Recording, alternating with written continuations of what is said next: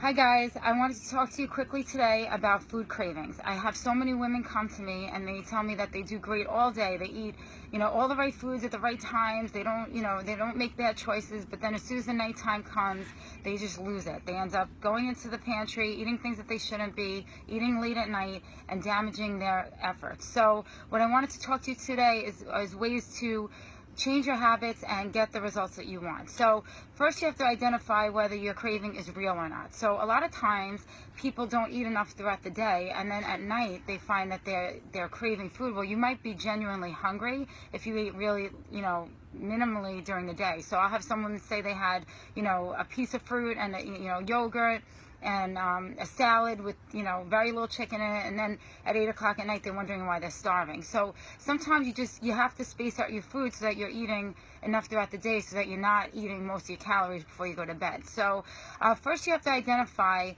as far as cravings go, identify the craving and take notice of it. So that's a behavioral issue. So if you know that after dinner and you've eaten, you're already satisfied, and you always go and watch TV after dinner, and when you sit in front of the TV you tend to eat, that's identifying the behavior as your craving as a behavior. So you want to replace the behavior with something positive. So I have 7 points here that are going to help you identify and make the changes that you need. So here are some ways that you could kill your food cravings.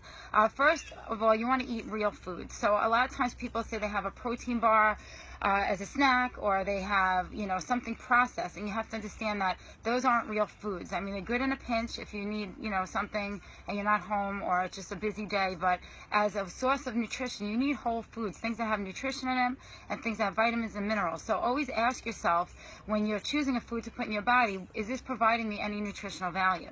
And if it's not, then it really doesn't belong in your diet. If it's processed and it's a little bar and it contains hundreds of calories, it's still a very calorie-dense food, and it's not going to satisfy you as much as real foods will.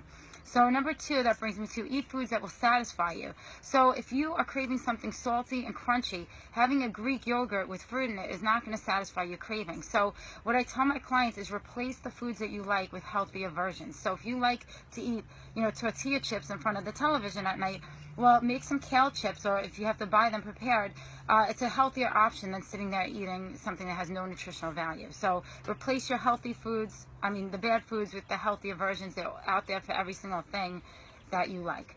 Number 3, eat and drink citrus foods to reduce cravings. It's a proven fact that eating a citrus food will reduce sugar cravings. So grapefruit, lemons, limes in your water, those kinds of things will help your body not crave sugar as much. So that's something that I highly recommend you do. Drink lemon water all day. Really, put a lot of citrus in your foods, and you'll find that you'll be able to feel a little bit better.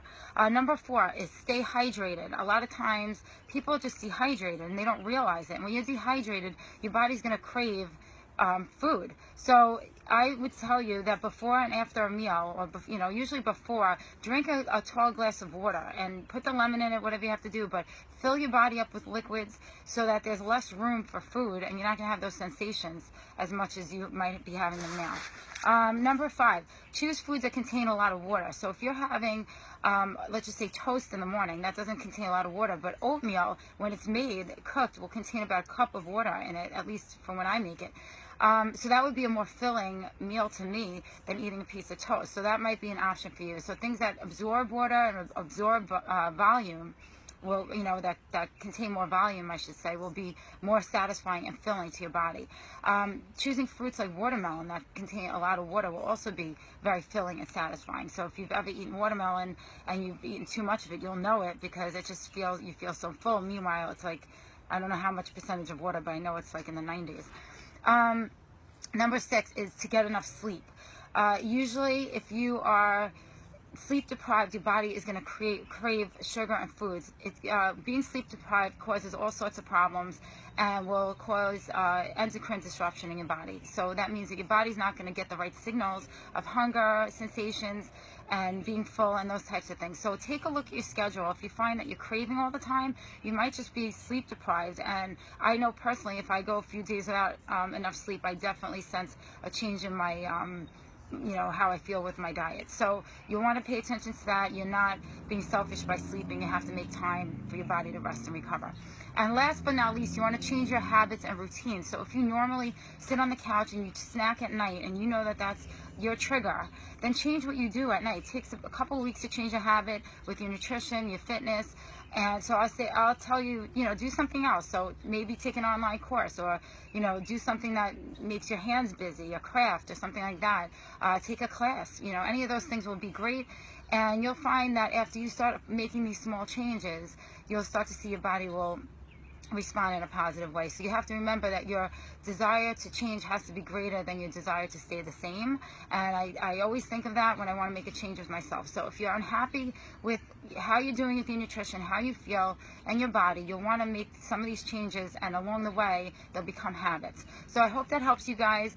If you're interested in any of my nutritional programs, feel free to message me, follow me on Facebook and Instagram, and I'll be happy to provide you with information. I hope you enjoy this beautiful day. Thank you.